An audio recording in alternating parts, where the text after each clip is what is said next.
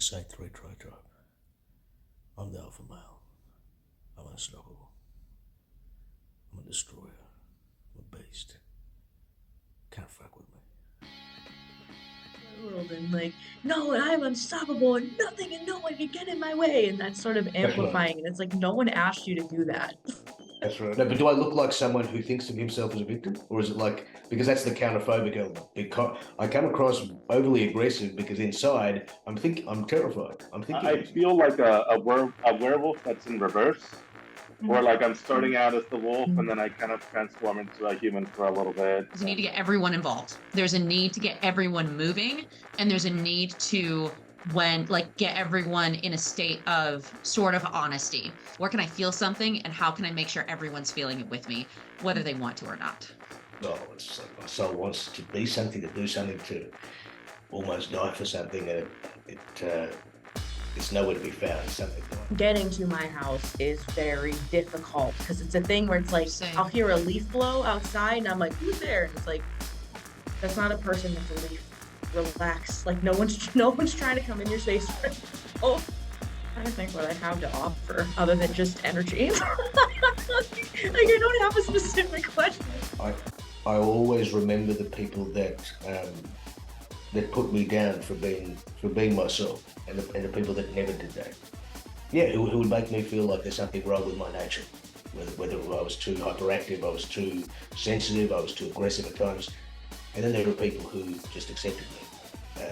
They could see that I was a person that was at times scared, suffering, or confused, and they just they always showed the respect. They understood that this is someone that's, they just didn't trot on me. Those people I'm loyal to for the rest of my life. If you can look at me the wrong way, I take it as a threat of war. I'm watching you. I'm coming for you.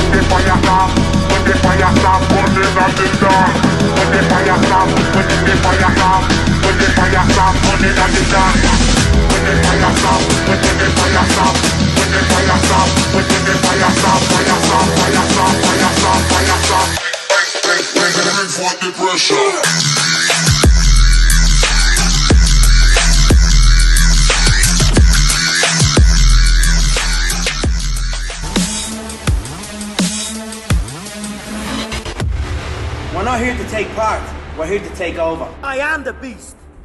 Hello. We are here today to record one of our first Trifix calls. And the first Trifix that we are taking on is the one that is the most eager, the YESBROs and YESGirls today. 368, double attachment, double assertive, a very interesting Trifix, which makes for a very distinct archetype, and we are going to talk about its unique expression from the structural components in that Trifix. And with me are Kim from the Heartless Bitches call about assertive types, and Greg. Do you want to introduce yourselves and your full typologies? Sure. I'll go first. Yeah, I'll let the 8 go first. Hi, my name's Kim. I am a social self-pres, 8-wing 7, 6-wing 7, 3-wing 2. Right. Excuse me. I'm Gray. I'm social self-pres, 3-wing 4, 6-wing 7, 8-wing 7. So what'll be really fun on this call is we'll get to see how almost the exact same type looks with different centers as the focus, because Kim and I are almost exactly the same. Mm-hmm. So That's really exciting. We will also be interviewing 2 8-wing 9 fixers later on in that video. So you'll get male 8 core representation and 6-8-3 representation as well. Yeah, can you, or do you maybe want to start with what you think is the essence or important about 368?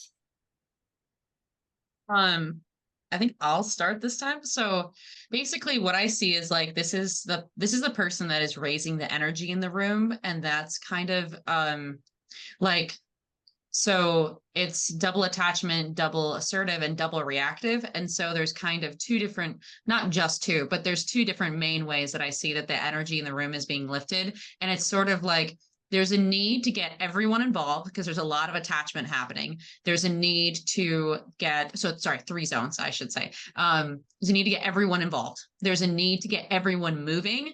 And there's a need to get everyone in a state of sort of honesty.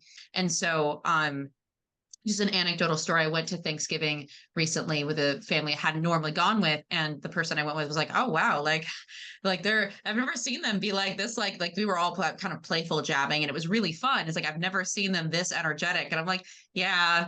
And I was like, kind of like, I sat at the head of the table and I got everyone going. And it was kind of this, like, I raised the energy in the room and I got everyone a little more honest with their games. And it was really fun. But you can also see how very quickly, let's say people were harboring resentments that they hadn't been sharing, how that can turn into a fight when you raise the energy in the room and you're fostering honesty. Sometimes emotional honesty is not what you want. Sometimes that's a painful thing, and that's really good if you need a harsh truth, if you need an honest story, if you need to inspire people to overcome difficult things. Emotional realness is very important, but it can also, like, it can have its problems and cause unnecessary fights, especially if that's not necessary, especially if the desire is to remain calm and chill. Raising the temperature of the room is not a valuable thing to do every single time. So it's kind of like, that's at least how I see it kind of playing out, is that constant where can I feel something and how can I make sure everyone's feeling it with me, whether they want to or not. Oh my God. That we started with a 3. That was an amazing YESBRO pitch. Advertisement. Which trifix do you think is the most easily triggered by a 368? Right. I mean, I would actually think, this is my personal opinion, I would think that the more frustration heavy people have a harder time because they don't disengage well. Like, I think my experience of 2 fixers tends to be that they see the movement of a 368 and they recognize that there's heart missing in 2 centers and they want to feed into it. But the delicacy of the frustration orientation tends to result in like agita without being able to separate, whereas rejection types tend to be able to disengage. Yes, I agree. Frustration also pushes you into more refinement and into a more sharp delivery of whatever is going on, which is something that the 368 trifix often neglects for more impact, I feel like.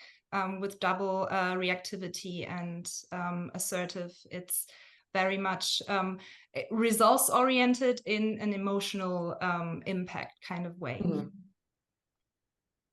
And what are your thoughts, Dish? I love it. It's like, all right, come on, rejection type, engage. Come on. Sit back and watch. You're not allowed. The big thing, the big thing that I noticed specifically with me is like the big chip on the shoulder. Like, you can kind of, this person, I can feel an energetic edge with this person, with this trifix as soon as they enter in the room. Like, I can tell this big, like, personality on, oh yeah, like, I've hardened myself up, like, I'm here to go, like, I don't need to be soft, like, they're very rough around the edges. And then also too, similar story is like, one of my coworkers described me as a human energy drink, like, kind of feeding into the story of like, you can just kind of entertain yourself a little bit and then, spread that entertainment to others. Where it's kind of like, I look for oftentimes where's the least amount of energy in a space and how can I kind of amplify it to where I'm like, all right, where is the energy lacking? All right, boom, here I am. Like that's that's also what do you app is doing, right? You're trying to control everyone's experience. yes, Trying to make it more interesting for yourself with your 7 wings. So just spontaneously creating situations that are riveting in some way. yeah. Like I am an energy center that no one wanted. If I could describe my personality in a phrase, that is it. Mm-hmm. I think it also speaks to the rejection element of there is an assumption.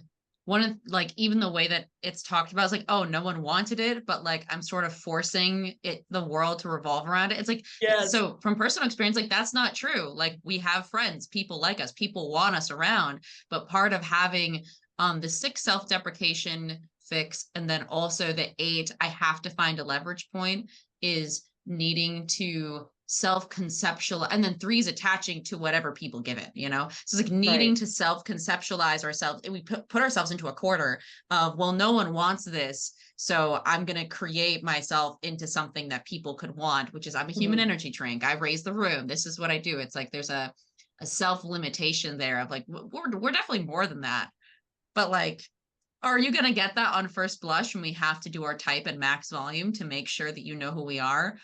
Right. No.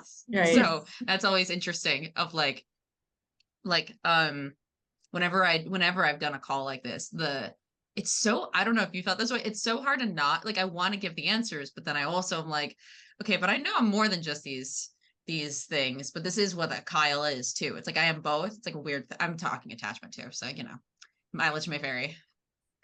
Yeah, it's almost like when you said max volume, in my head I'm like, what max volume? Like, what is a max That's volume? true. What is Yeah, that? yeah, exactly. Right, what is that? Because it's like, oh, if someone else is bringing noise, and I gotta one up them. No, that's the max Right. field, and I gotta one up that. So yeah, maybe we can talk about these triple doubles in the 368 structure. So as you already said, Gray, we have a double attachment in 3 and 6. We have double assertive in 3 and 8, and we have double reactive in 6 and 8. And this creates, in all these double, triple trifixes, I find it creates an interesting kind of dichotomy, because 2 fixes are always at odds with the third. So, I think all of these triple, double trifixes have kind of an internal push and pull. Maybe you can say something about how that shows up internally for you. Yeah. I'll just start from so I got introduced to like kind of talking this. I was talking to Kier a lot about this because this is something that both of us as attachment core with hexad fixes we're going to experience, but then also he can really feel his 5 fix because that's such a withdrawn piece with 3 and 8. So then he's kind of asked before like what is happening with 6, and then we've talked before about how he states that kind of introduced me to like thinking about these things in more of a war, like at war with each other concept. So what I really see is like in comparison to, let's say 369, what I'm experiencing is sort of like 369 is able to let go and detach from itself in order to kind of find peace and rest and a sort of place within a sort of heartfelt place within itself. And you can really feel this, like, let's say in a core 3 that has 9 second, like there's kind of this, like, there's this, a beautiful nothing quality to them where they're really model-like because they are like beautiful image and then this quiet, still place internally. So you're not really getting a lot of buzz off them. There's like beautiful nothing, I think is and they obviously have something going on, but like the presentation feels beautiful nothing. And I don't have a stop with an 8 fix because I'm double assertive. So I don't have the ability to put the brakes on. That's not true. I have the ability, but the urge is really low. And I also am kind of trying to seek a constant alleviation of the dead quality feeling of heart numbness. And so that's like the more basic, I can tell that I'm more agitated or having a tougher time, because then I'm starting to amplify how much socializing I'm doing, and I'm trying to get more sensation in the social sphere. I'm trying to get more pressure on my skin to feel real. I kind of like, in a bizarre sense, it brings my brain over to like it brings me over to Temple Grandin and how she figured out a way to calm cows as they go into a slaughterhouse. This is such a dark topic, just talk about slaughtering cows. But she figured out that one of the things you can do is you can put pressure on those, they put metal planks basically and press them to their sides, and it calms their nervous system down. And that kind of feels like what I'm doing all the time, of where I need a certain amount of contact with the world in order to feel regulated. The problem is that requires pushing against the world to feel regulated. And that's how I see my 8 fix appearing. And then that's, amplified by a 6 need to question and provoke, and also 6 wing 7. I do it because it's funny. Like I enjoy like making fun of people as I'm being provocative, and like kind of like, even if it's an inside joke, it makes me really happy when I'll say something that's like totally like just like this jab into something, and I'll get like a DM to LOL. I'm like, yes, I did it. Like there's a desire to provoke. But that then creates this kind of anxiety of my head spinning, and it never ends. Yes, I'm trying to be funny, but my head's spinning, but I feel like it's going to fly off, and it never stops. And I'd like it to stop, and I'd like to feel like I can breathe for a second, and you get the point. So it's like this never ending need to press, at war with also finally this need to connect and be seen as this cool, polished individual who has it all together. And as I'm sitting there applying pressure with 8, that's at war with 3 and 6 trying to connect with people, and 6 and 8 are trying to provoke and cause reactions, which 3 hates. I don't know how many times I'll be in a VC with a group of people. I will have been causing incredible amounts of chaos, and I'll get off the call and I have this drop where I'm like, oh my God, what did I just do? What did I just say? Like, what just happened? I can't believe I did that. I cannot believe I just did that. And I'm just in horror at my own behavior because I completely ran away with myself. So 3 core really hates that. 3 in general gets really embarrassed by acting unpolished, but 3 core especially is like, it's humiliating to be myself sometimes. And that, yeah. How does you as a core 3, how does your 3 core cope with that? With the embarrassment 6 and 8 cores? So I feel like there's just kind of a like there's an idea of like all the assertive types are related. So like 3 is pulling from 7 and 8. And so the practicality is where 3 pulls from 8, but the fantasy, it creates image, is where 3 pulls from 7. And so I feel that basically what I do is it's almost like a positive reframe of like, no, I meant to do that on purpose. No, I'm like this on purpose. Like, this is deliberate. If you don't like it, that's a you problem. This is just who I am. Like, oh no, I'm like I do it. And oftentimes it feels like I ran away from myself. But if I reframe it that I was in charge the entire time, well, no one could. Now I'm perfect. I did exactly what I meant to. And it's like trying to prevent, like if you're a model walking on a catwalk and you trip, you want to make sure that you look as good as possible when you tripped and you recover as smoothly as possible. Like you totally did that on purpose. So there's a lot of that. So yeah, basically I kind of went a little in circles, but 3-8 is overly pushing, and that gives 6 anxiety is what I meant to say earlier. The 6-8 is provoking and provocative to be funny if it's 6 wing 7, 8 wing 7, especially. Like it's just for sheer entertainment value. And then 3-6 is trying to connect and be part of everyone, which when you have a provocative pushing all the time, you're going to turn people off. And that's something that I had to make my peace. I feel like I've had to make my peace with relatively young, is that not everyone's going to like me. And that's a good thing. And I've had to just reframe in my head that that's okay. Cause I'm just not going to be like chosen one likable. That's just not my life. It's not my life. That's not my life path. And trying to be that is just going to cause me pain in a way that doesn't serve me, this is very like 3. I'm even just like shoving down these feelings of not being seen, of just like, it just doesn't serve me. So I'm just not going to feel it anymore. We're just going to put that away and ignore the fact that this hurts me. So that way I can keep performing because it doesn't serve me. So you can even hear throughout this description. So yeah, that's my experience of it. Jesus, I went on a That was a ride. That was so good. Actually, yeah. Thanks, babe.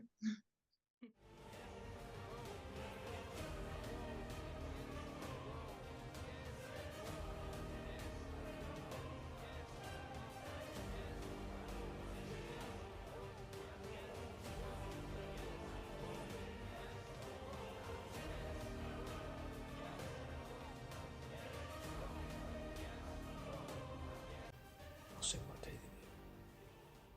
I'm a savage.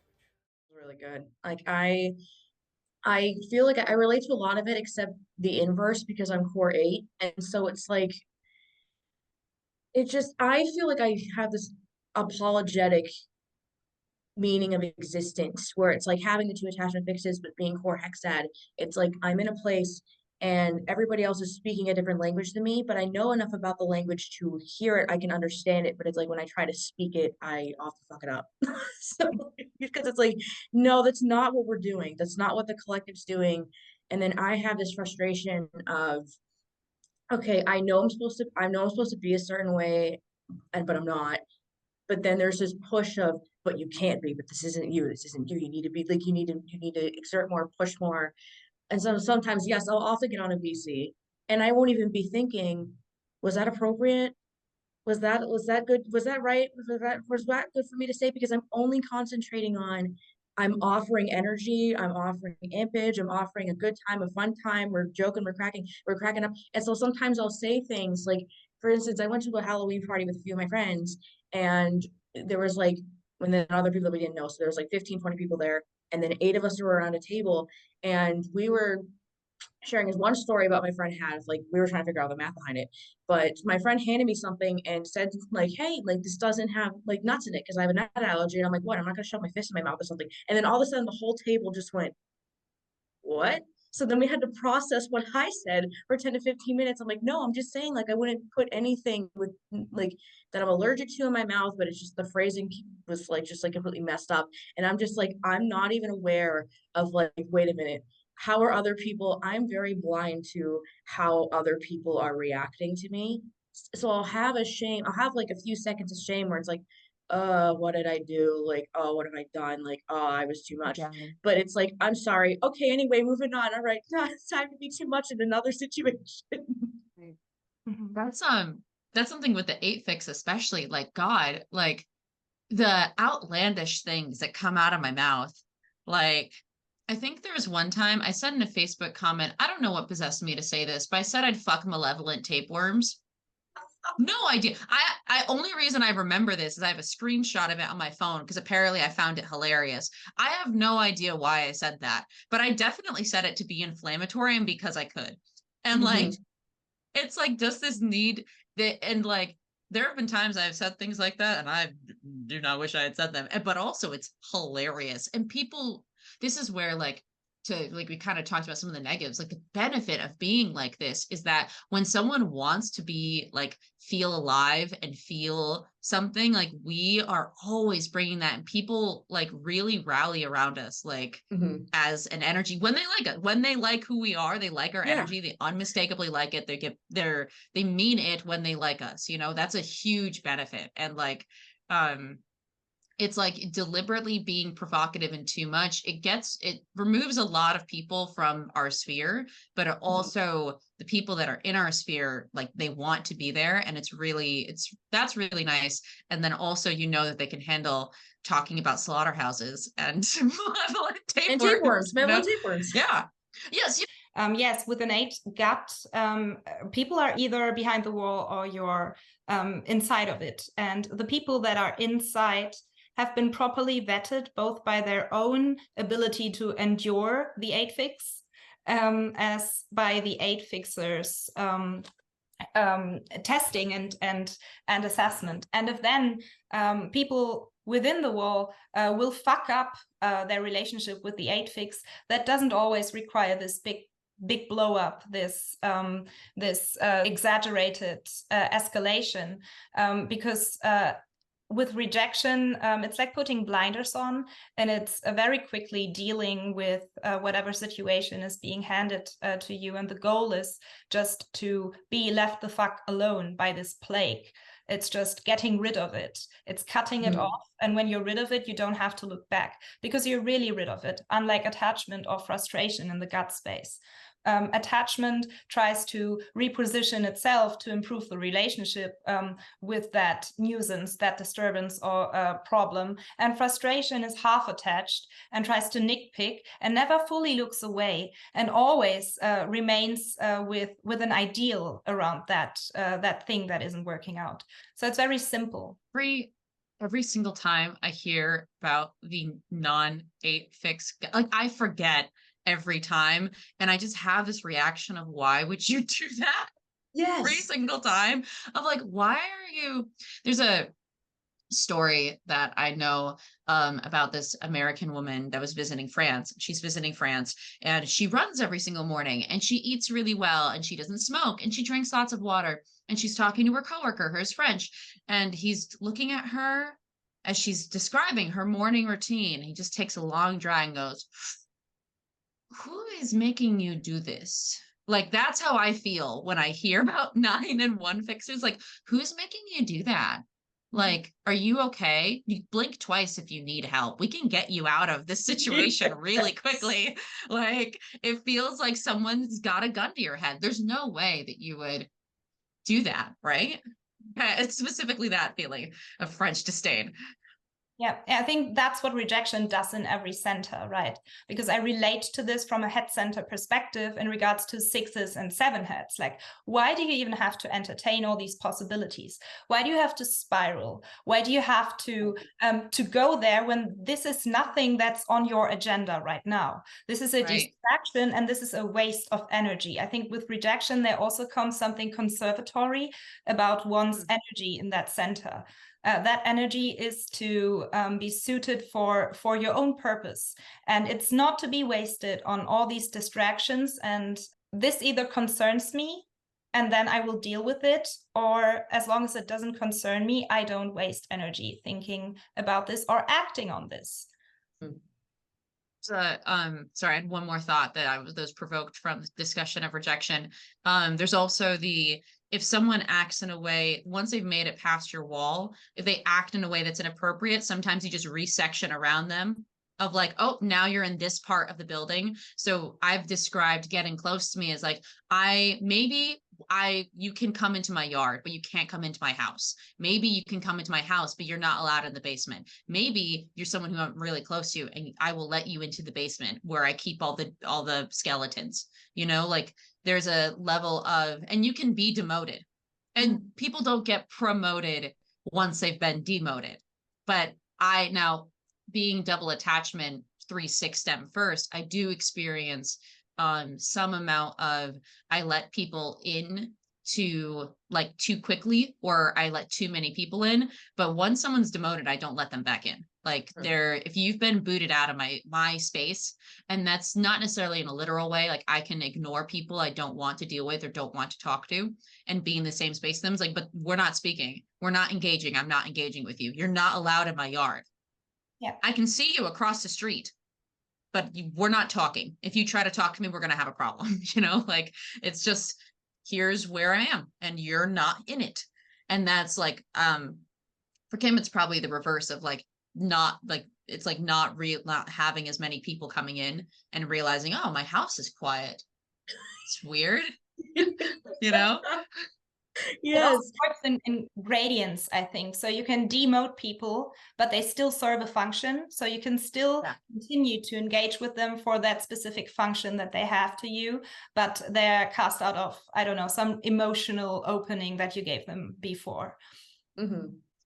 Something I really like is that sometimes someone doesn't want to be in it. Like, if you're talking to someone about a topic and let's say it makes them comfortable, maybe it stresses them out. They don't want to talk about it. And it's not like a partner where you need to be able to talk about those things.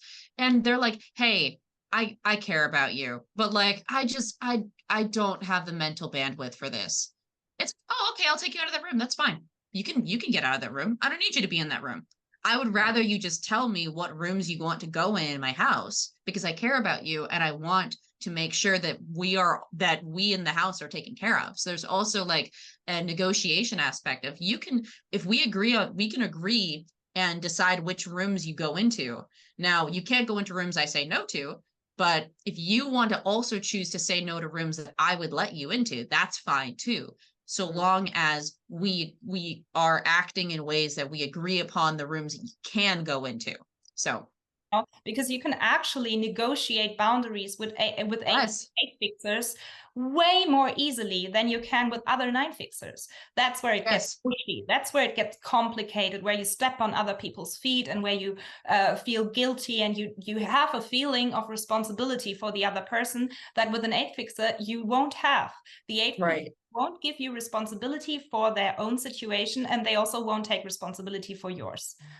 I just had discussion like this with my boyfriend yesterday. So we were talking about something and he kind of like deflected, and I could tell like, nah, he doesn't mean what he just said. And I kind of pushed, was like, listen, if you don't want to talk about it, can you please say that instead of, because if you mean this, we will need to talk about it later. But if you just mean I don't want to talk about it right now, that's why he's like, I don't want to talk about it right now. I'm like, okay, cool. And I dropped the subject entirely. It's like, you know what? We will need to talk about it again, but I want to make sure we're on the same page here. And it was that easy. And then we had a great evening. It's like, I'm not going to force you to have a conversation you don't want to have right now. Same thing. Because if I had left it and just gone with it, I would have had all this anxiety and spinning on like, well, what's going on with him? Like, where is he at? It's like the attachment spiral of trying to adapt to him silently instead of just being like, we're done. No silence. Negotiate right now. What is the thing? You don't want to talk about it? Perfect. Let's not talk about your job right now. Fuck your job. Let's go watch something and have a drink or two and have a great evening. Completely separate from that. We will dissociate. We will basically 8 dissociation. We'll just pretend your job doesn't exist. We'll cut it off for the evening and then we'll pick it back up tomorrow. Wow. There's just things in this conversation that are just hitting me. Like the whole house metaphor, I had no idea I was doing it. But also when you were describing it, like, oh yeah, I let this person in this room, but on this room. My thing is, I didn't even see rooms when you were describing it. It's just like you're either in my house or you're all the way in my house or you're out of my house. There's no, you can go in this room or maybe go in that room, or you're not allowed in this room. No. When I let you in my house, it's kind of like, because that doesn't happen often. It's, you got free reign, like you're good, like my house is your house type of thing. But it's like getting to my house is very difficult because it's a thing where it's like I'll hear a leaf blow outside and I'm like, who's there? And it's like, that's not a person, that's a leaf. Relax. Like no one's trying to come in your space right now. I wonder, that probably is Hexad versus attachment, like the all or nothing qualities, instead of being able to do like degrees of nuance with people. Like that's interesting. Yeah, that's also what I wanted to get at. I think it's a Hexad versus attachment, but also specifically 8, which of all the 3 assertive types is kind of the most hard numb of all of them. Because 7 has, with frustration, it's at least trying out things. It's trying out different approaches, so it knows it's undernourished. 8 also knows it's undernourished, and it compensates with gusto and with action and force. But 7 tries out different things, and it's always like, I'm not really nourished. I know that this is not it. Let's try another thing. So 3s are either they're showering you in their heart beam. They're either in full heart mode, they either feel or function. But 8 is compensating or overcompensating as a rejection type in the gut center for problem with the nurturing function, as pretending it does not exist at all. So the undernourished heart is really being chopped off, and 8 has a severe blindness to look at it. Refinement is replaced with potency, with power, with something happening. And so this is, I think, why it's really tough to get into an 8's heart. But then also, if the 8 lets you into their heart, they're completely vulnerable. Like you can really fuck them over. Don't break an 8's heart is what I'm saying. Yeah, no. But even I mean, for me, when I let someone in, it's like I let you, especially if I'm not choosing to end it. If I'm choosing to end it, I've usually already disengaged. And so it's like, it's on my terms. It feels different. But when it sort of blindsides me and I have to like perform surgery to save myself, it's like the recovery process is brutal. It's brutal. Like it's like, I let you in. It's getting better, but like as you can see, it still bothers me because I'm bringing it up, you know. So Yeah, like, it's a lot of oh self-blame that I noticed too. It's like when I let somebody and they betray that, it's immediately what you need better safety checks, you need better questioning, you need better this, you need higher defenses, you need more guns on the outside, you need 2 bombs inside your castle, you need to build with titanium instead of concrete, and like all these things of like you like this is your fault. If you hadn't even let them exist in your world in the first place, none of this would happen. Like this is your fault. yeah.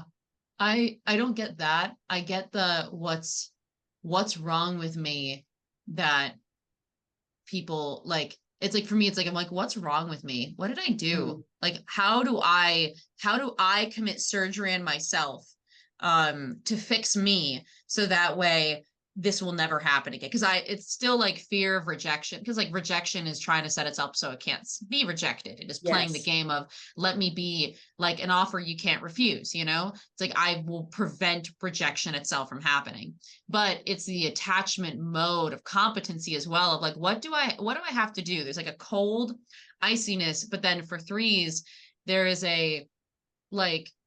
extraordinary amounts of agitation when you can't solve the problem and it's emotionally affecting you. That is like absolute hell. That is where you are. I think the self-blame also comes from the 2 primary type fixes to be able to change your strategy throughout life. And with you as an 8 core, I think if your leverage is completely being taken away, and that's why it fucks with you so severely with 8 fixes. Like if you end the relationship and not the 8 fixer does, then you take their leverage point away. So that's where I think, especially with more attachment, there comes this I need to change what I did before, and I need to pull up even higher defenses. Yeah, it's like I need to change my strategy. Oh, I know what to do. I'll cut my arm off. There we go. There's nothing to fix because what's the problem? There's no problem. And I was explaining this kind of invitation process to my sister who's not a rejection type. And she's like, I can understand partial, but she's like, wait a minute, you really don't feel that way anymore. I'm like, no. Like it's like once the hand is severed, it's gone. And it's the thing where it's like you, because you're not rejection, you're still trying to solve and adapt and try to work with the thing because you're like, okay, I'm feeling this type of way, but I'm still obligated to fix it. Whereas me, I'm like, what am I trying to solve? There's no problem.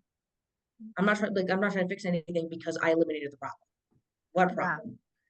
Rejection in general has that quality, but especially 8 as compared to 2 has it the least because 2 is interpersonal and it is offering within the heart. So 2 can seem bizarrely attached, quote unquote. But it's because they're still getting the leverage they want when the emotion or turmoil is high. Whereas 8 is trying to prevent that emotional turmoil. So it seems the most obviously, 8 and 5 seem more obviously rejecting than 2 does, I think. But even 2 is Mary Lydia calls it a one-trick pony. Like it's a slot machine. Right. Rejection types are slot machines. You put something in, you get a certain result. You put the wrong coin in, you get no results. Nothing comes out. And you're compartmentalized. Like a lot of what you were describing, both of you, was severe compartmentalization of all aspects of your life and your relationships. Specifically, relationships are social types. But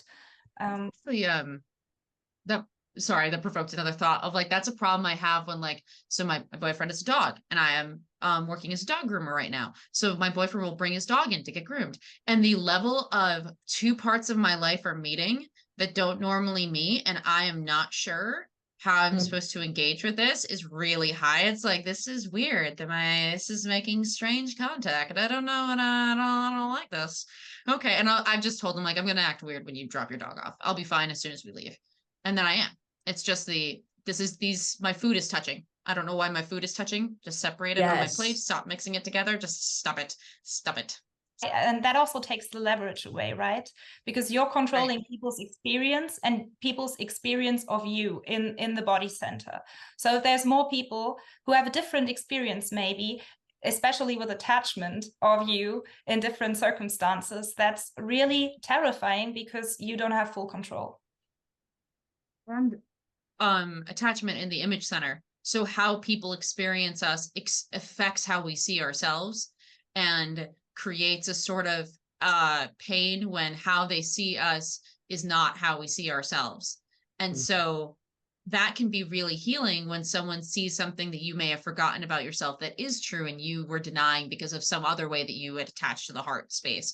But when it can be really alienating too when someone does not see who you are. And that, I think that's the worst for 3 core out of the 3, 6, 8s. But like, that's going to be, I'm attaching to what other people expect of me, and I'm extremely agitated when someone sees something outside of those lines. It's not like, in order to get nurtured, if the response is you must be competent, that is different from the response is you must find problems. If you'd like to get guided, you have to find a problem, versus to get nurtured, you have to be functional. Is like, those are two completely, finding a problem is antithetical to being functional. I will have a problem, and the first thing I do is, here's my problem, here's all the things I have already done to solve it, this is the only thing I need you to do. I've already solved it. Yeah.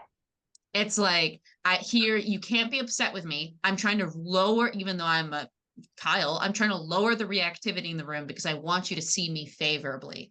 And it's so like, that I think is a big part of what the huge difference is between 6 and 3, Kyle, at least, is like, I am not comfortable with not having already solved it. I have to have already been in the process of solving it. And the only thing I'm bothering you for is the piece I need you to do. Wow. Wow. Yeah, my primary double reactive stem does not think that way in the slightest. Yeah, I was really wondering what you'd react, because it's like, you're not competency, but you are assertive. And so it's like, what's going on in your head when you have a problem? My head is mainly blank when there's a problem, just because it's like, I don't have time, because my brain is, the more time you think about something, the less time you have to act and respond to it. So it's, when problems come to me, I'm not thinking, okay, here's ways I've already preconceivably solved it. Here's what I want to implement. It's, okay, this is happening right now, and just instinctively, this is how I'm going to react to it. This is how I'm going to respond.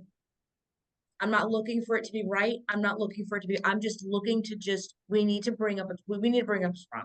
We need to address what's wrong. We need to talk about what's wrong. We need to maybe my 6 fix influence is like, here's how to make it right, and here's how to do this. Whereas like, I'm just here to just address a problem. I don't have time to think. It's problem solution. Okay. What all that provoked in me was immediate thinking of how 3 is stationed between 1 and 5. And so 5 is ignoring everything that isn't within its purview to trying to solve. 1 is trying to do so in a perfect way. And both of those, 3 is meeting in the middle of trying to be perfect and also prioritizing that which is valuable. Competency is the enslavement of the heart center. Competency types are using the heart center to feed their core center. That's what competency is doing. It's like putting your heart into chains and saying, don't be stupid, don't be a silly little bitch, get your shit together, because we have something to do here. That's what 1, 3, and 5 are all doing. Assertive is the complete burial of the heart. So what 7 and 8 are doing, they are burying the heart and pretending that all they need is their head and their gut. All they need is ideas and actions. 3 is an interesting case here, which again comes with being attachment, that when it's in this scramble of the heart and of the head and the gut center, then it's just ideas and actions and ideas and actions. But the goal of that is the heart that is not buried, it's enslaved, it's being kept in checked, it's being put in a box. But most of the time it's like, no, heart, don't act up now. We don't have time for that. We need to get results first. and the 6 YESBRO, which is superego, and that's a problem with the guidance or the parenting function, which is completely different in how it operates with the heart. Because what 6 is doing, it's running off like a chicken, and the head that is sitting there is like, guys, where are you going? Where you go? Yeah, you're following your heart literally, and your head is spiraling, and your head has nothing. Your head is ungrounded. It's ungrounded. It isn't backed up by any center. It's so fascinating. Just like thinking about, because like also then with the scrambling of the centers, like 5 is also sort of, it's God's heart in chains, but it's also unconsciously like they're only pursuing what they're interested in, so what their heart wants. So to some extent, in order to chain it, they're following it, whereas 3 can sort of more fully dissociate. Because, and same thing with 1s, is that 1s they're following what feels right to them in their body heart thing, but they're also still partially involved in a way that 3 can fully dissociate, because it's not about your heart, it's about what everyone else's heart wants. And can you be that? It's very fascinating. I love this stuff. I could talk about Enneagram all day. I like engaging with the space. You also want to engage in the space, so therefore I feel like I can engage with you because you care about what I care about. But I remember I did not realize, I did not realize this was rejection. So a few years ago, I was at a college freshman orientation, and at the end of all like the tours and the talking and whatnot, we got to stay overnight in one of the dorms, and we had like, there was a big social party afterwards. And, you know, most people are kind of coagulating in the middle, like just immediately know, but somehow just immediately through mitosis, just know what sort of circle to go to and what to talk about and what to say. And I am standing in the middle of the room, leaning against the column of the wall, just observing people. I'm not even talking, just because it's like I can't, no, I can't talk about that. I can't talk about that. I can't talk about that. Until someone approached me, started talking with me, mentioned one thing I was interested in, and I just went off for 10 minutes about, and he's like, okay, where did that come from? Like, where did that come from? And for me, it almost feels like, it almost feels like in conversations, I'm a professional tennis player. I can only play tennis. I can only know how to hit a racket. You throw me a football, I will not know what to do. I'm not trained. I don't know how to play football. I only know, you throw me a tennis ball, I don't know what to do with it. You throw me a baseball, a football, a basketball, I can't play basketball. I can't play football. I can only play tennis. But like, it's so interesting that like that would happen to me at parties too. If I would just like, I would sit in a corner, and I would often designate a drive, so I would have control over when I could leave, and I would have control over when we could go places, because I'm like, I'm not going to be out of control with all these people that I don't know and I don't trust. So I'm going to take control. I'm going to sit in the corner silent, and then other people would come to me. The difference is, I feel like I would wonder, like, parents always love me whenever I meet like a significant other's parents, because I know what to say then. And I think that would be where, like, at a party, I'm doing the same thing as you, but like somewhere where I know what my job is to be the sweet, cute, smart, but not too smart, so I'm not threatening, and say all the right things, figure out really quickly what their political opinions are, and say things that are close enough that will not piss them off, but also be still true to myself. Like, I will play the game like crazy then. But it's very interesting, like, what does and doesn't act, because at a party I feel more like you, but at that kind of thing where I know what to do to get ahead, I will do whatever. I know exactly how to behave. So it's interesting. I would love to follow you around with the clipboard. Basically. See what things do, like, because it would be constantly triggering the 8 for you. I would wonder what things trigger your 6, what things trigger your 3, because like everyone's fixes are kind of always at hand, but like it's what is in charge. So an 8 for you, 8 is always leading the charge, but different situations will activate different things. So I'd be curious. Right. Hating about it's how my mirror type is the more assertive version, and taking away all of my questions, because that's exactly what I was what I was wanting to ask you guys before I need to kick you off. I mean, Kim, you're free to rejoin, but I need to meet the other YESBROs. But what I want to finish this off with is, I want to ask what typological elements do trigger you as YESBROs. So what is it that if you can't rise the energy out of somebody, or what is it that gets under your skin in other people's types? I mean, I can answer this, but I know that people aren't going to like it. So I'm going to start right here and say, I'm so sorry for who I'm about to offend. I need 6s to stop it. Just the whole thing. Just stop. Like, I have it together as an image. I don't have it together in here. So your constant questioning and nitpicking is not helpful. I've got shit to do. You're making this harder. Stop it. No, I like a lot of 6s, but like that is like my ex was a 6, and that was like it felt like I couldn't do what I needed to do because he was constantly undermining me, is how it felt. And honestly, I was really stressful for him. So I'm not saying that this was a two-way street in terms of stress, because I acted like I had everything together when I didn't, and he couldn't ignore that. So it was like really hard for him too. 2 energy can be really hard because sometimes, especially if someone is like a 2, when I'm first meeting someone with a 2 fix or a 2 core, they really want in my heart. And I'm like, dude, I don't know you well enough for that. That's not enough foreplay. You're just trying to shove it in. Like, I'm not ready. Like, stop, please. I'm asking nicely, and I'm about to ask less nicely in a minute. Like, like you need to get off of me. Once I'm close with a 2 fix or a 2 core, it's fine. Because at that point, I want someone who can provoke that heart space for me, because I need to be able to feel those things. In order, like I have to be able to go between the 2 modes. After that, frustration confuses me. I don't understand why you would do that to yourself when you could just not, is how I feel. I know that's not actually what it's like, but it's more confusing than like triggering. It's more like, why? Who is making you do this? And then 9s, there's a song by Amanda Palmer called The Killing Type. She's a sexual self-pres 3-wing 4 Kyle. And particular song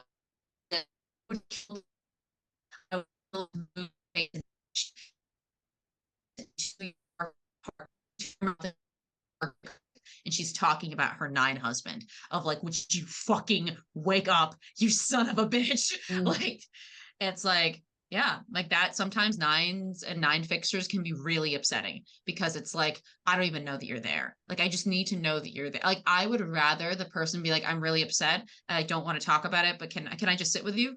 I just need to know you're there. I just need to know I'm here. Like, do you see me still? Like, are we still in this together? Please do not make me come get you, because I don't want to pick that fight. Like, you know, it's just like, please, I don't want to be the killing type. I'm not the killing type, but I would kill to make you feel something, so I know that you're here. You know, it's just like that can be really agitating with 9 and 9 fixers. There we go. I think I went through everybody for straight. I love 5 and 5 fixers, because I'm head second. So like that high energy, I love it. And then they're competent. So it's like, it's beautiful. There you go. I think I don't have anything bad things to say about 5. And I'm done.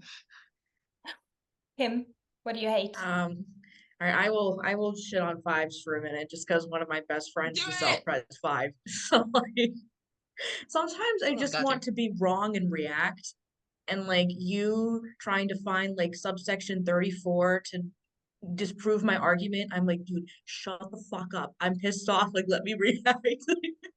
I know I'm wrong. And he'll poke fun at me and be like, dude, I hate arguing with you sometimes, not even because like you're just so all in on like, yes, you're wrong, but you're so like defiant and shaky and like, no, I don't want to, like, I'm not moving on this, I'm not settling on this. I'll just like the whole like Metal Gear Uprising meme that's like, why don't you back up to the source? My source is I made it the fuck up. Like, that is a body type. I am the source. I am my own source. So it's like I love 5s, but like that part can be kind of annoying when it's like, dude, I'm not looking to be competent right now. Like, I'm just looking to I have to react. say, I have to say that the people who are asking for sources most often in my experience are 6 ones. They're the worst. Nothing else. Oh yeah. What annoys me about threes, my sister, I think, is if not three fix, she's a three. And trying to take pictures with her is the fucking worst because she'll be like, the lighting's off, the angle's wrong. This person's like picture, your caption's wrong size of my face. And I'm like, dude, I will be turned into an urn by the time we're done taking a picture. It's like that's the thing that bugs me about my sister. She needs to get better at posing with both sides of her face then. You could tell her that. It could be worse. She could be a 4 or 4 Oh. fixed. When Rachel was visiting with us, 3-4 fixed people last May, and she's a 792, and she said, I don't have any fucking pictures from the whole week because you 4 fixes didn't let me take any pictures. But whatever pictures I took, I showed to you and you were like, no, you have to delete this. This is not right. No, you can't take a picture of me right now because look at the lighting. It's not happening. And the only pictures that she got from her whole full week with visit were pictures that we had sent her. You know what? I'm proud of you for showing up because you pulled this together really quickly and like made it all happen really quickly and had a setback, and you did a great job. And I know that you don't necessarily want a cookie, but I'm glad for you to show up in a body way and make this happen. So no, my 3-wing very much appreciates it. Well, you've been activated by 2 Kyles, so yes. And about to go get some more. So I'm gonna go get some more. Kim, if you right. still have energy, you can always join the second call as well. Just saying. Yeah, I still have more energy. Yeah, that's like, she has infinite energy. She'll be fine. That's rare when I don't run have though. energy. I'm gonna run. This was wonderful. It was lovely to get to meet you, not in person, but over video. And I'm looking forward to when this releases. All right. Absolutely. Bye. I'm excited.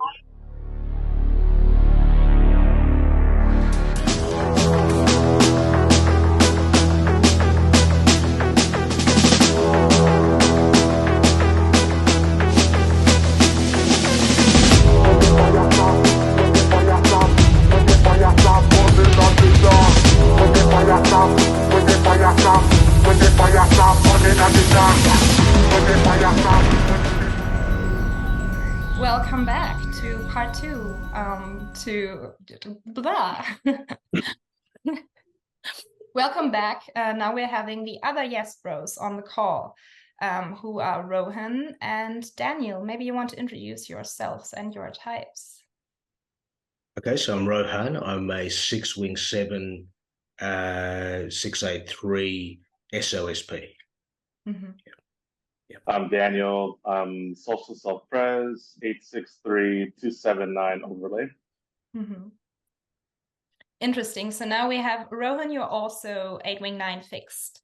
Now we're having 2 different flavors of 8 fix on the call in comparison to Gray and Kim in the first half. And I think you can already see that on camera. It's a different vibe in comparison to what just happened, which was the girls were just talking and constantly keeping the energy up. And 8-wing 9 is more chill or tactical, just as a first experience. It's more, I'm gonna see what happens here and then I'm gonna take control. But it has a withdrawn wing that is less push than the 8-wing 7 double assertive core. A little bit of a turtle, basically. Turtle that can, it's very gutty, very gutty. I'm going to sit in my gut and just see what's going on and feel how to react. I'm not trying to make something happen. I'm just going to sit and it's sort of like a warrior, like, I don't know, it's a warrior thing, but I'm not sure. 683 Triadic. I'm the alpha male. I'm unstoppable. I'm a destroyer. I'm a beast. Can't fuck with me. Yeah. It's watch and then pounce or something. Yeah. With wing 7, there comes the entitlement to be entertained. There's more head center access. There's a frustration element of trying to create something or improve something, and they're improving the body center. So they're improving their own experience in the holding environment. With that 7 wings, they're constantly stimulating and creating an experience. And 8 wing 9 in comparison has this more chill, like warrior is more tactical. So if something happens, then an 8 wing 9 will take action, maybe a bit less impulsive than an 8 wing 7, or maybe it will take it's more one massive blow rather than few alterations, because that's also what 7 or frustration in 7 is doing. It's trying out different things and nothing's like really hitting, really stimulating enough. And 8 wing 9 doesn't have the same amount of energy. Like 9 needs to be very tactical with how much energy they can put into something. Yes, that's right. That's right.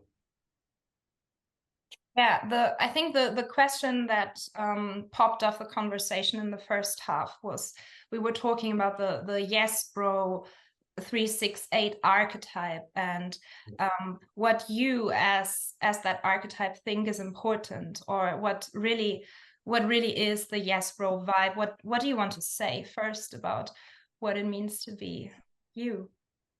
Do you want to go first, Daniel, or me? So I guess I'll go. So like, to be a YESBRO, I mean, 368, like just the archetype of it, I feel like, I mean, just in general, an archetype is just kind of like a standard, a template of like a vibe that can kind of be replicated across different examples. Yeah. And so I feel like with 368, what you're kind of seeing is somebody that's like very competitive, but they want to seem like competent about it, like competitive but kind of competent about it. And there's like a lot of I don't know, I guess it can kind of depend on your wings and stuff, but a lot of screaming, a lot of like making it known, like how big you are and stuff like that. And yeah, just like the warrior energy. That's kind of, I feel like that really sums it up. Yep. For me, it's interesting. I identify with it so much, but when you ask me the question, it's like I'm kind of drawing a blank. It's hard to explain. I think there's a fanatical element to it for me, especially being SOSP. It feels like I'm a man from a different time. I don't fit in with this time. I'm frustrated by this time constantly. There's a very self-sacrificing element to it, from the point of view that it's not about my life or my personal what I can get for myself. It's about a mission, something about a mission, and almost willing to give everything for a mission. And then there's a very militaristic element that, I wake up and I'm thinking, who's a threat to me? What's the war? What's the struggle between people? Who's after me? And it's immediate. It's an immediate thing. It's like my whole life is about struggle and war. From that point of view, it's just my mind makes it like that all the time. So it can be quite sharp.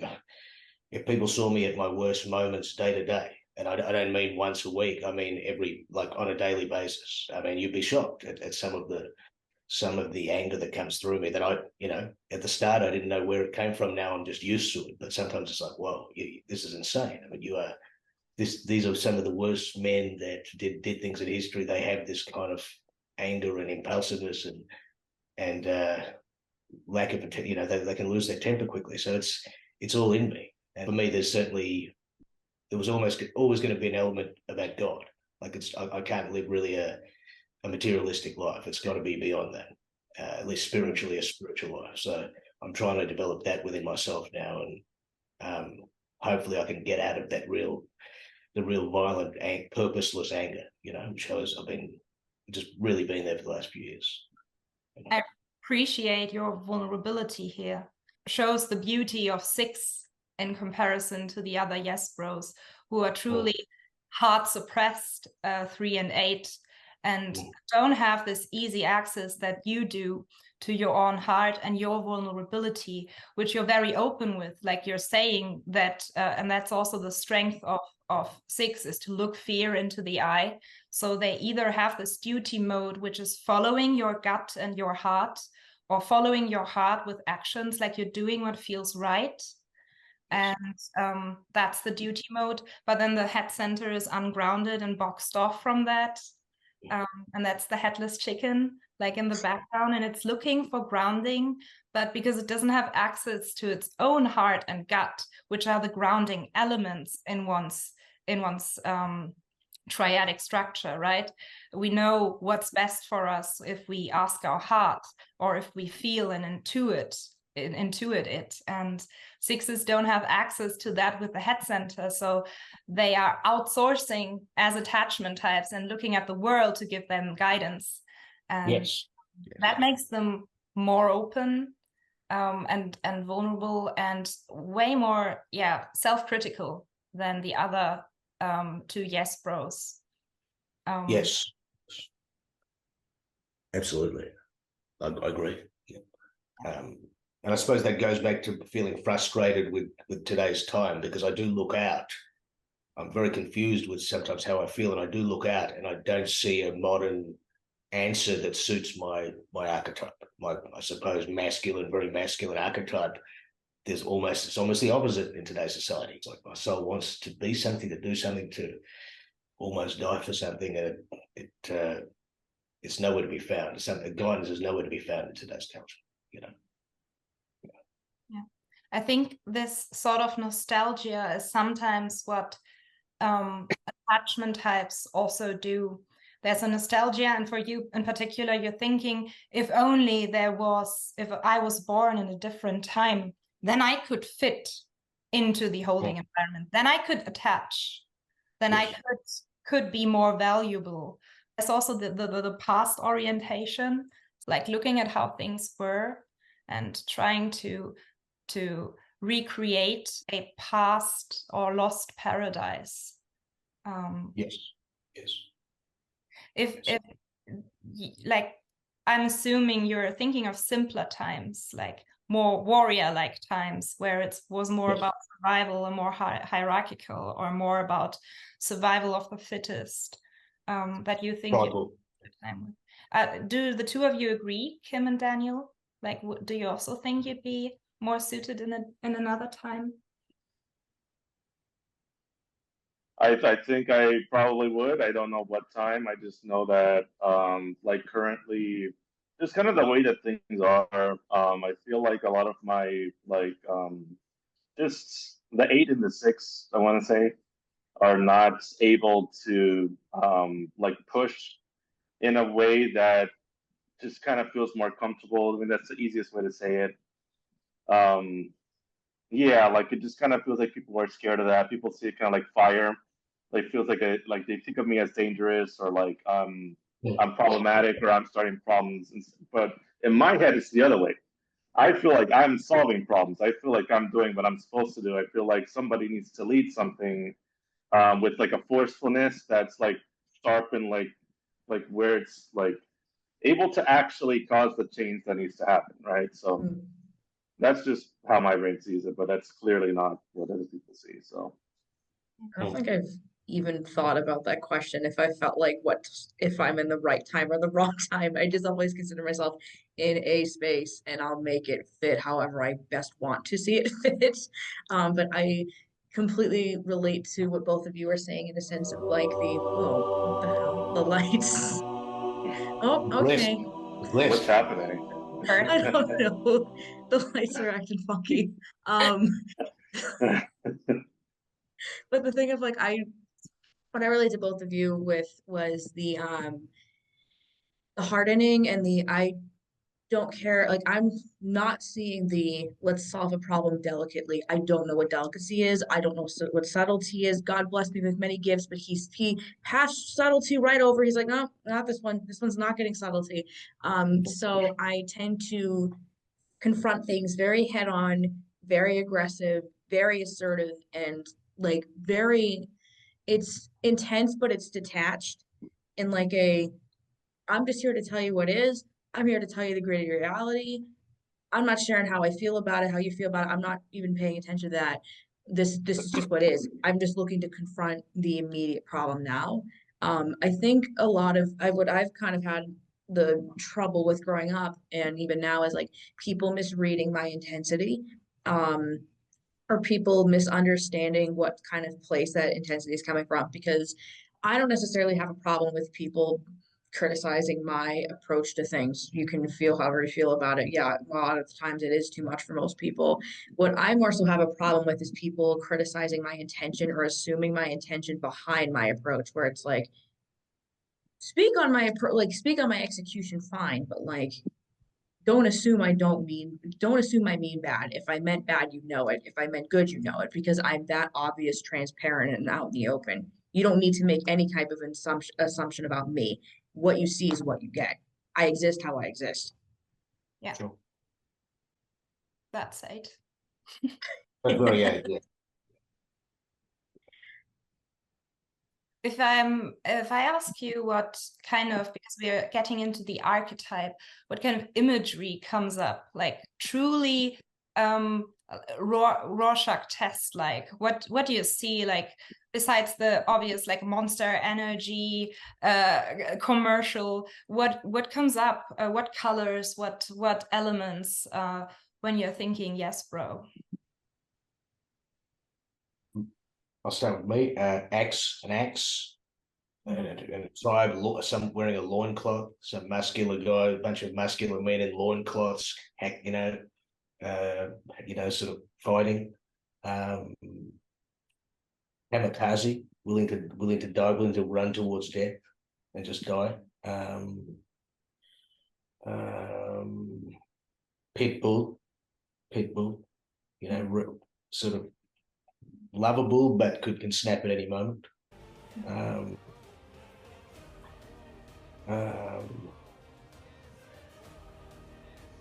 Heroic, hero, Herculean.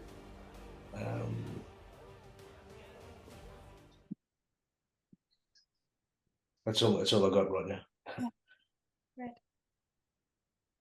I have a couple that come to mind. I'm a little bit, I think a lot of this is like social self-pres version of it, but for me, what I see is like a sword. I think of fire, definitely. I think of like wings that have like blades as feathers. I think of that. I also think of like just somebody that's like very tall and very strong, and just very powerful and can just kind of like make a very big change in like 1 second. That's what I think. Yeah. Interesting. I was gonna say. Sorry. No, Sorry. you're good. I'm sick. Yeah, I'm all for interruptions. Absolutely. No, you go ahead. I was going to say Muhammad Ali when I was talking, but you sort of described him, someone very tall and strong who made a big change. Yes. Yeah. Ali was like the 8'6", the YESBRO. Yeah, absolutely. He was 8 Like wing yes 7, in all right? caps. I think so. Yeah, he's 8 wing 7. Yeah. 8'6'3".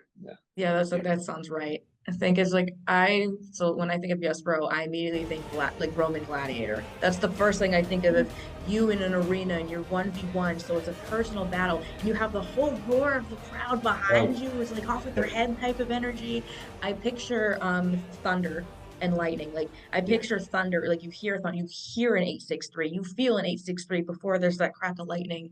And I almost interpret myself as a hurricane without an eye, because the eye of a storm is the calmest part, but there is no calmest part about me. It is just pure storm. Like that is what you're getting when you get me. It's a hurricane without an eye. And that's what I picture of YESBRO. Well, there's a quote. What was the quote? Someone whispered to the warrior, "You will not survive the storm." The warrior replied, "I am the storm."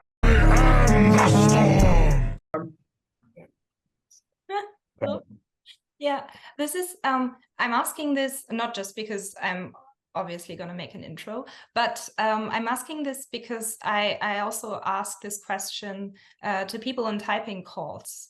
And it's so fascinating what imagery comes up for each particular trifix.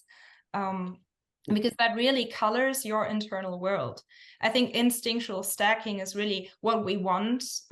Like that's what we want in life. That's our most archaic, deepest need and very basic in a way. And our type and trifix is just the way we go about it. But that colors, and that's what makes it interesting. In trifix, you can have zero fucking overlap with another core 4. If you have a different trifix, like you have a complete and instinctual stacking, like that's what people who type themselves based on traits do wrong. Yes. You can have a completely different worldview and values and likes and dislikes, and yeah, you can even, like, I don't know, Taylor Swift as a 4.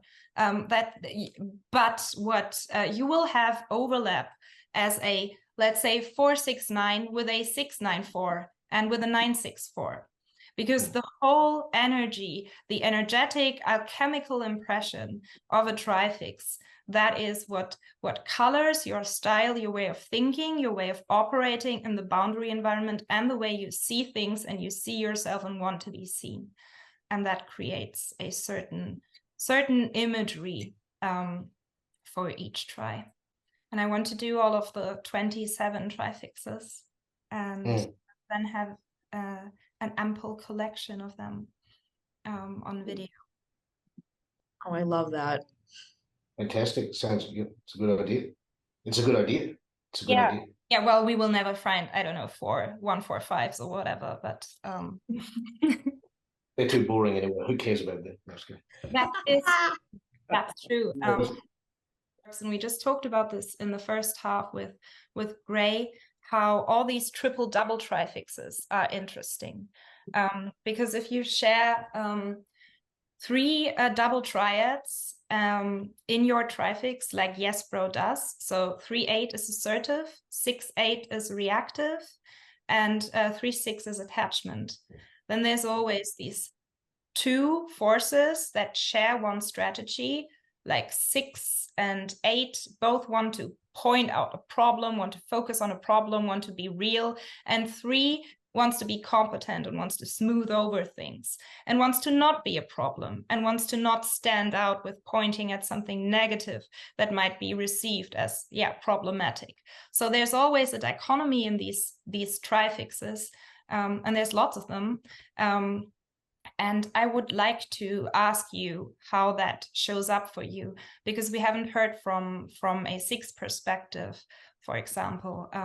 Like, how is, let's say, your 8 fix at odds with your double attachment, your 3-6 stem that wants to be adaptable, that wants to work with things, that wants to be guided in the mental center, that wants to be valuable and appreciated in the heart center.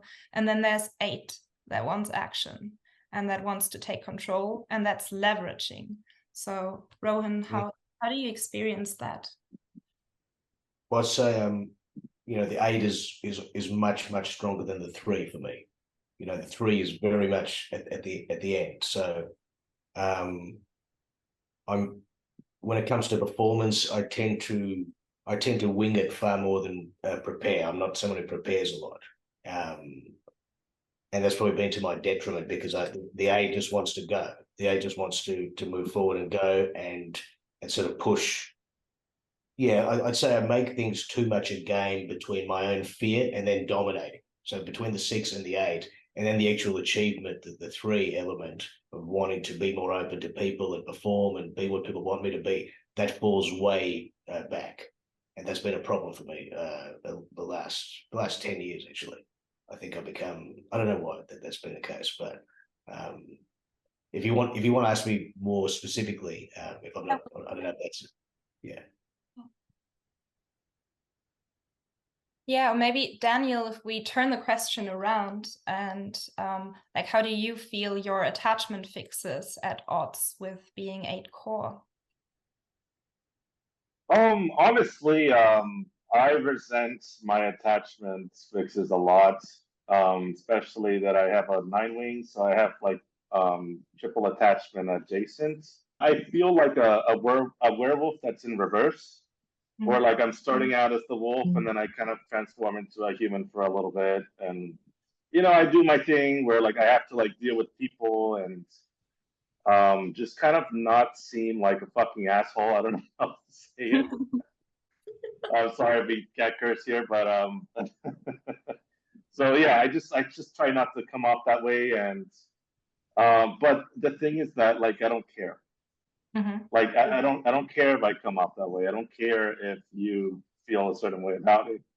I only care enough that like you don't think I have like bad intentions or something like that, but like that's about it. I don't really actually care.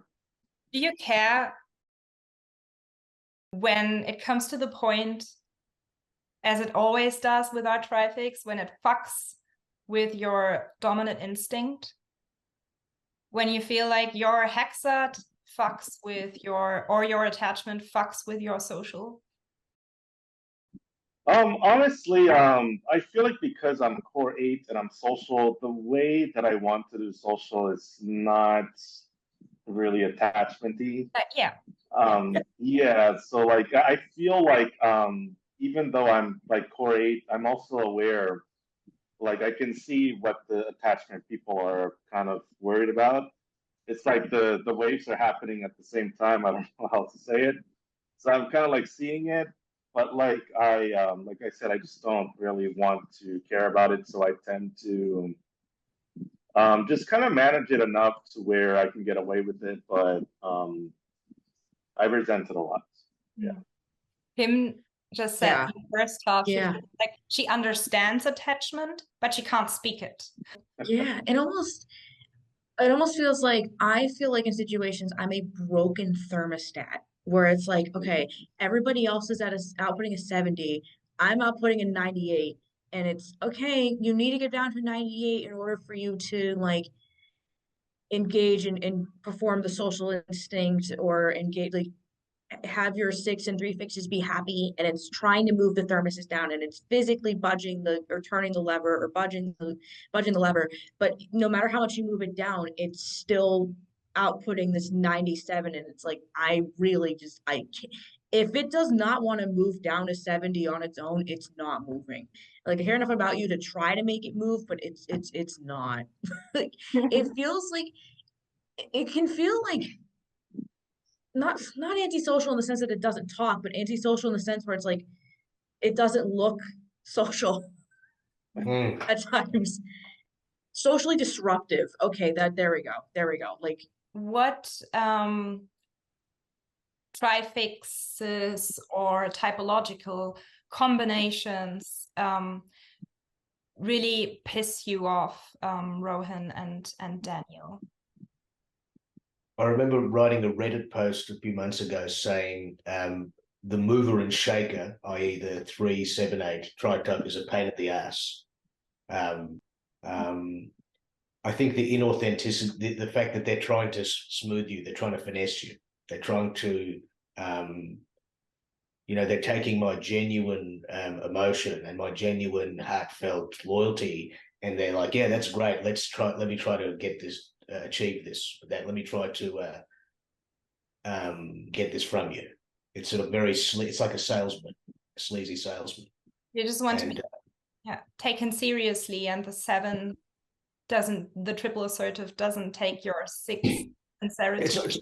It's not about being taken seriously. It's just when I'm loyal to someone, I will bare my soul to them, and I don't want to be. In that sense, yes, I want to be taken seriously. I want to be able to trust someone. I don't want someone to be using me and using my softness to get something. Can brush aside my more deeper emotions. That hurts, and that angers, and that's where furious anger comes from. I don't agree with smooth and 3, 7, 8. I think something that's smooth has to have more 9, but I know what you're meaning. I just want to differentiate that. I don't agree with like smoothing with any 7, 8 stem, but it's like trickster charming that you're meaning, or Listen, I'm a terrible. I will say I'm a terrible typist. So my uncle these people could well be 379. I could be totally off there, but it's just this kind of smooth type, as you said.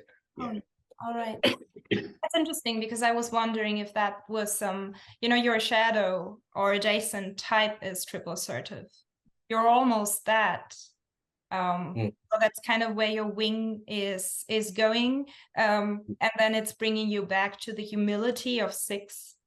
I have something with the taxidermatologist or flat trifix, the 359, that it's the only trifix that can evoke a feeling of intellectual inferiority in me, because they have the self-removal of 3 and that I lack. So they actually are able to go completely abstract into a topic and not putting themselves with their reactive bleeding heart into the equation. They don't feel the need to, I don't know, say I don't agree with this specific formulation like I just did. They can genuinely explore something more intellectually and more detached, which is something I find alluring in some of these discussions that we have. So I get that there's some kind of like jealousy, not particularly jealousy, but some kind of envy, but also hatred that we do have with our adjacent type. Because it's like they're doing something similar, but they're doing it wrong. Or they're doing it to serve a different purpose, and they're also doing your core type wrong in their wing style. Anyways, Yeah. that was a tangent. That wasn't entirely YESBRO related. I'm sorry. Well, I guess I'll answer next. So for me, I mean, I actually was going to say 379. And also 378. Like those two definitely. I think for me, it's more so the 379. The reason why I feel like a little bit uneasy with them is because just sometimes they tend to kind of make light of things that are actually serious. And I can feel like they are kind of just brushing over it and never coming back to the problem. And that's an issue for me. Maybe less so for 378, but definitely with 379. And also sometimes like I feel like they should probably apologize for something and they just won't. They just kind of like will brush over it again, and it's like it's not something they need to address. And that just really, I guess it stresses out my 6 fix more than anything, probably. Yeah. Not too much positive reframing for YESBRO. Yeah. Kim, you already. I do. Did you? Anyone else? Or yeah, sorry, Daniel. I'm sorry. I was just gonna add in there. Like I do technically have the triple positive overlay. Like my wings are all positive. So I do understand how to be positive, and I definitely see the strength of it. I just feel like it's almost a luxury, or just like it's something that you should not abuse. And if you do abuse it, it's like I just have a very strong reaction to that. Interesting. Fascinating. I don't feel that as much, and I don't know if it's because I don't have a 9 to kind of balance that. So it's just like unapologetic. Like when I do kind of tap into that triple positivity, it's very like in your face and unapologetic, and it's kind of like someone's shining a flashlight in your eyes. Like that's kind of what my triple positivity feels like. But back to like what, because I've said in part 1 some of the things that kind of trigger me, but like kind of some things that other types do, there are other trifixes do that kind of I'm like why, but like one of my best friends is actually a triple assertive 7 wing 6, so like YESBRO adjacent triple assertive, but just when he and I do anything, it's just we constantly have to just one up each other, and it sometimes can become an energetic nightmare, because it's just like I'm pushing the envelope or you're pushing the envelope, or because we constantly say like if one of us is the reactive one in a situation and the other one is the instigator. So you always have one person that's responsible for pushing the buttons and the other one that's responsible to address the button pushing. I don't have the same sort of qualms about triple assertives that both of you have kind of had. Same thing with the 379. I don't know. Most, it's not that specific trifixes bother me. It's just more so anybody that tries to infringe on my right to unapologetically exist is who I have a problem with. Like, I very much have the full philosophy of like, if I leave you alone, like you leave me alone, I leave you alone. In sense of you do you, you do you. I love that. If you like it, I love it type of thing where it's like, you do you, you live your life, I leave you alone. The second you try to infringe on me, I will tell you what's wrong with your life. Like,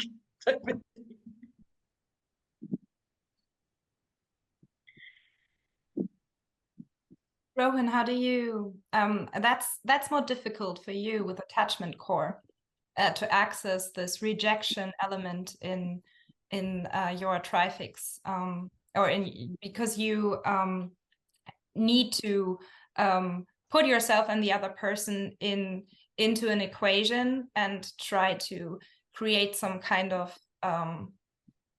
relationship or harmony, and it's harder for you to disengage. And maybe that, like from that angle, you can address how your 8 shows up. Because I think that if you do pull the trigger, it may take you longer with more like dancing around than it does for an 8 core. But if you do pull the trigger, like any 8 fixer, it's over. And the person just does not get into your inner circle anymore ever again. What do you mean by that? Sorry, if I pull the trigger with a... So yeah, that's also what we were talking about in part 1, is that 8 fix is often misunderstood as being just super escalating. And we've been talking a lot about the escalation that 368 is doing. But I want to differentiate here and just clarify that 8 fix doesn't mean like constant escalation, and specifically not with 8 wing 9, because rejection is chop chop and you're gone.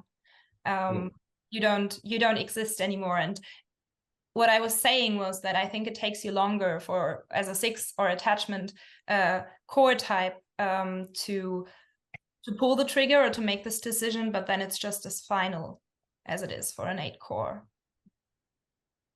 Well, see, it's final, but I will still, even after I've had an argument or basically said this person's done in my mind, I will go back and analyze and morally judge them, and you know, I want to still go and see them, and so I can argue with them and tell them how bad they are. And you know, I'll obsess over people that I haven't seen, for people in my family that I'm like, I've already shut. I mean, see, I don't really have that completely shut someone out, where I just don't think about them again. I'm still thinking about them. Yeah. But it's so you can physically shun them, right? You can shun them from your holding environment, from your physical environment. That's where your 8 got. Well, you can't shun them from your receptive attachment mind that needs. Yes, that's right. Like if I saw someone, this person tomorrow, and they walk towards me, I would give them that. I'd have such a hostile energy that they wouldn't even come a few meters from me. But in my mind, I still feel I'm below them. I still feel they're oppressing me. I still feel afraid of them. I still feel that you know, that if they were to come at me, I'd be scared, and you know, I'd have to lash out and I'd look like an idiot. So it's a bit different from that. I have heard that about 8s, that when you piss off an 8, an 8 will just say you're done. You're out of this. You're out of the circle. You're out of that inner circle. I just don't have that. I wish I had it, but it's torments my mind all the time. Yeah, that's crucial.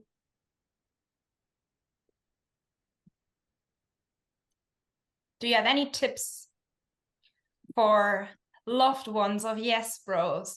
What to not do when being with a YESBRO, or how to charm their way into a YESBRO's heart? Mm. I think the biggest one, don't beat around the bush. That's the big one with me. Don't try to don't try to pull the wool over my eyes. Don't try to bullshit me. If there's something that you don't want to address, simply tell me you don't want to address it instead of being like, I might want to talk about it, but I don't know. No, be very clear and very firm, because I'm willing to, if I let you in my house, I'm very willing and open to working with you, just as long as there's an agreement as to you and I are working toward the same thing and whatnot. So I'd say, at least for me, being very clear with what you want, what you're looking, and being very decisive in a boundary sort of standpoint. I'd say another thing is accept my intensity. And it's not to say in certain situations, yes, it is inappropriate, and I'd love for you to call that out. Like, hey, that's not. There's a way to kind of say, hey, this is not the right situation for this, instead of saying, don't ever be like this anymore. There's a way of saying, hey, adapt here, without asking me to compromise who I am. Because when you start being like, don't be like this or don't be like that, or say this and say that instead, that's like me, I'm viewing it as you're trying to control me. And that will trigger the H response of, I never wanted any part of this to begin with. I don't even like that will trigger the, all right, you're not going, you don't want, okay, nope, get out of my house. Get out. No 9 fixing and no 2 manipulation around you.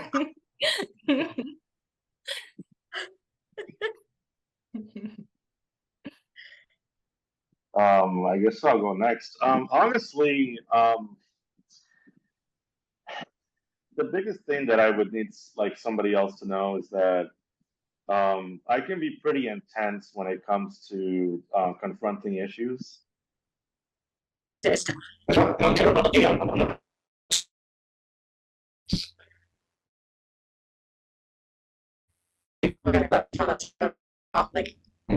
I'm a little something. It's just like,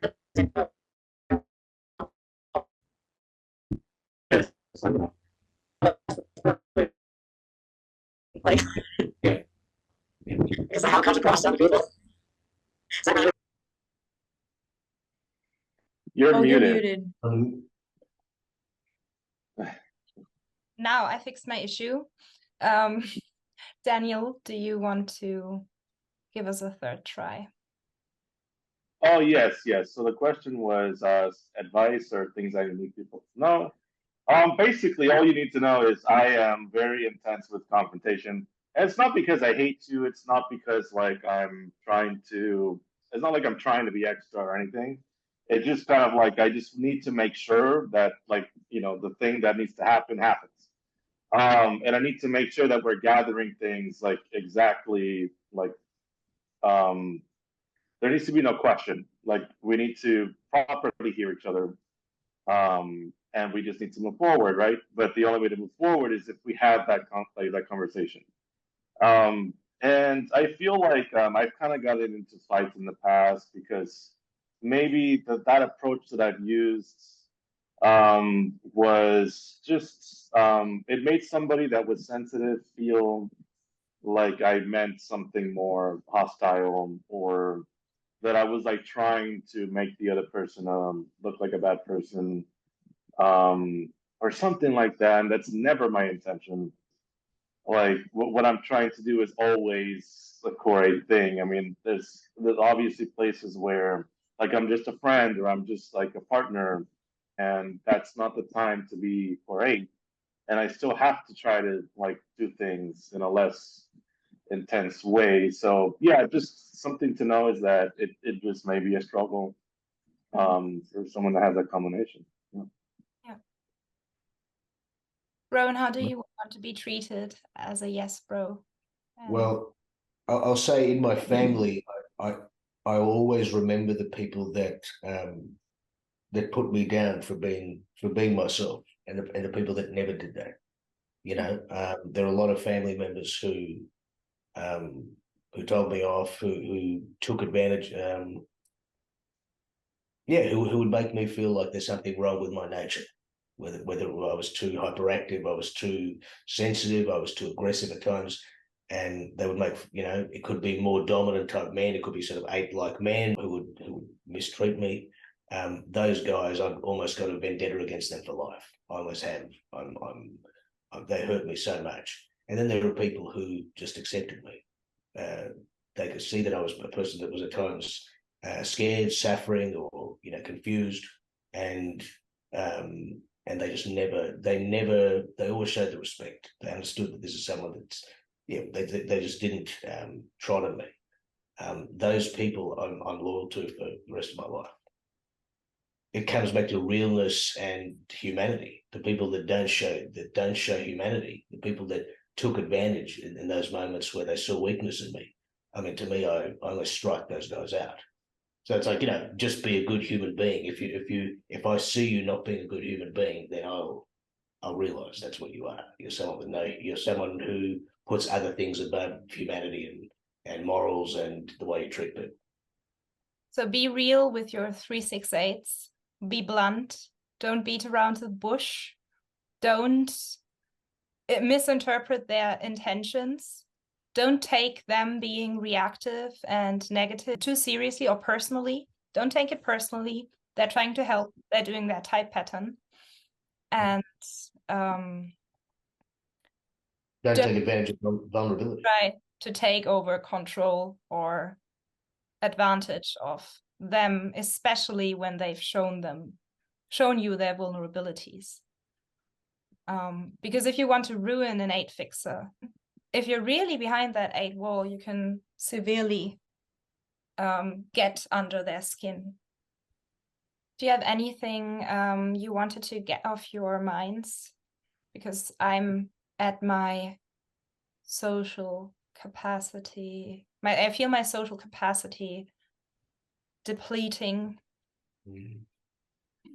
It's like, oh, there was something that kind of reminded me of the whole like be transparent type of thing. And it was funny because I was having a conversation with a couple people, Kier being one of them, and it was, I forget exactly what the context was, but I said something of, I would rather have somebody that doubles down on a bad take or a take I don't agree on I'd rather have that than somebody who just says something controversial and doesn't give, and it's just like, you do what you want with it, or I don't know, or just backtracks on it. And I'm like, I'd rather have somebody double down on a bad take than take back a bad take or whatever. And Kira's like, that's such an 8 response.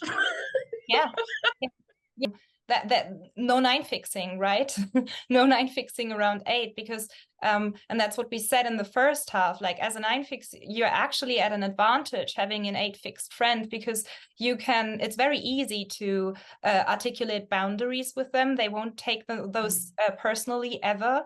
And it's very simple. Like it's almost like playing a child's game. Like, I don't know what these tactical games, like here are my boundaries, and we're like stacking our cards, and then everything's like beautiful and boundaried and very clear. But what 8 fixers and 8s hate is, and that's the assertiveness in the gut, right? It's assertive and it's reactive. So it wants results and it wants honesty, or it wants realness. And so people who overthink gut center, like people in the 9-1 gut center area, who are like, I need to weigh everything against everything. I need to put my perspective into the great ocean of billions of little droplets that all have their place. And so I'm paralyzed, and I can't tell you exactly how I'm feeling because that may affect you. So they're taking so much responsibility for the other person, these 9-1 fixers, like in the 9-1 space, that an 8 fixer doesn't want and doesn't need, and also won't take over for them. So just be clear and don't mess around. Do you have a specific reaction to 1 guts that you can think of? Like underdoing the gut center, because what you're doing is overdoing and 1 is underdoing. 1 guts. I just would instinctively probably wouldn't get on with a 1, usually, but that's more just me guessing. I can't remember one that I've been been around too many ones. But, Mhm. I I know kind of Shannon. do. No, you go first.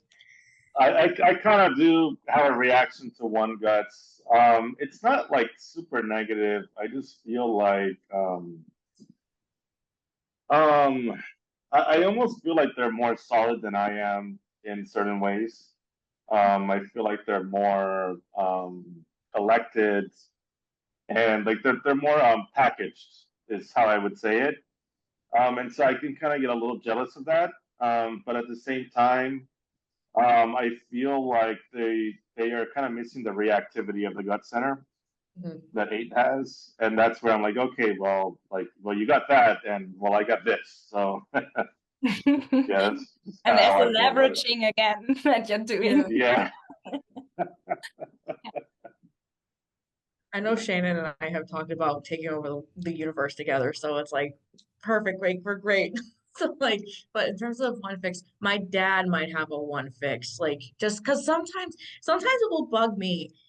Is like he'll text me about certain rules to do. He's like, "Hey, just a reminder, like don't do blah blah blah," and I'm like, that meant you that like or something about like what I'm not supposed to do in my room or something like that. It's like just a reminder, like don't eat in your room or whatever. I'm like, you wouldn't have known that if you hadn't gone in my room and investigated things. What are you doing in my space? And then the 8 will get I'll get triggered. I'm like, what are you doing in my space? yeah. Mhm. Mm. What I find interesting about 8 versus 1, I'm also asking all these questions because I think what people are doing wrong when they're trying to type others is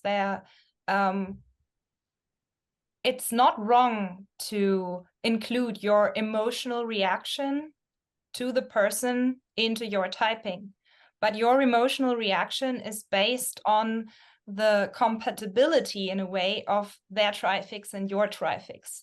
You will have certain judgments that are similar in all 2 fixers, like all 2 fixers have similar judgments about 3 and 4 fixers. So this is I think also a good way of typing is to ask yourself not how do I relate to this person, but how do they make me feel? Where do they trigger me?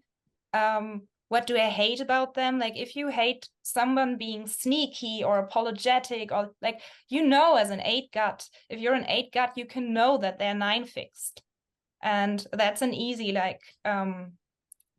tip, and their gut fix. Yeah, and for 8 versus 1, I find it interesting that 8 is so much about the result is what matters, and the delivery it can be messy, or the goal is the goal, it's not the way. But for 1 gut, it's you meet me under these very specific circumstances. I give you this exact opening, and you meet me under my exact terms. So they give you needle eye, and they give you a shape to meet them in the body center. Like if you come to them in the holding environment, this is how it's going to go.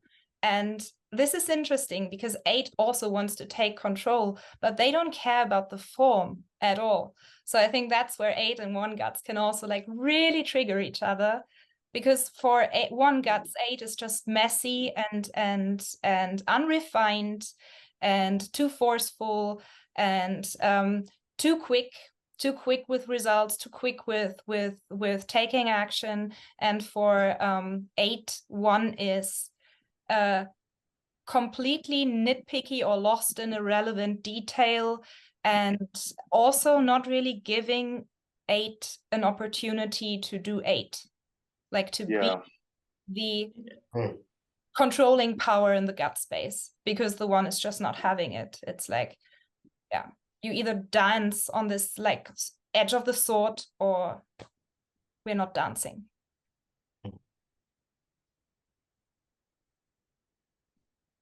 Okay.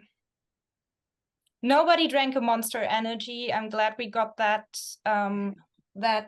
cliche out of the way.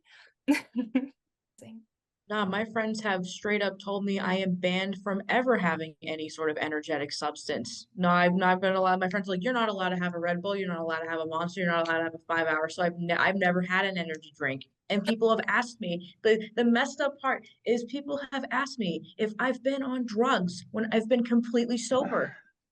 I'm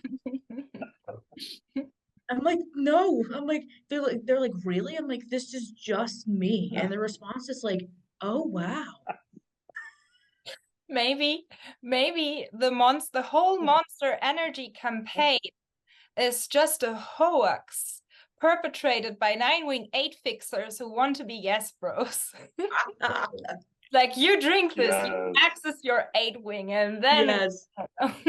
but They got it wrong. It's YESBROs, the like, 9-wing-8s. maybe. Okay, this was fun. Thanks a lot for making time for this and being vulnerable. And Rohan, thanks a lot for getting up in the middle of the night and integrating your head center so quickly for us. Thank you. Thanks so much, man. Thank you. All right. Thank you. Been Yeah. very beautiful, and this has been great. Yeah, thank you too. This was fun. I'm happy. I was happy I was on part 1. Thank you for inviting me to be on part 2 so I can just infect everyone with my energy. Thank you so much for letting me do my job. You are very welcome. It was a beautiful energy. Oh, Thanks, thank you. everyone. And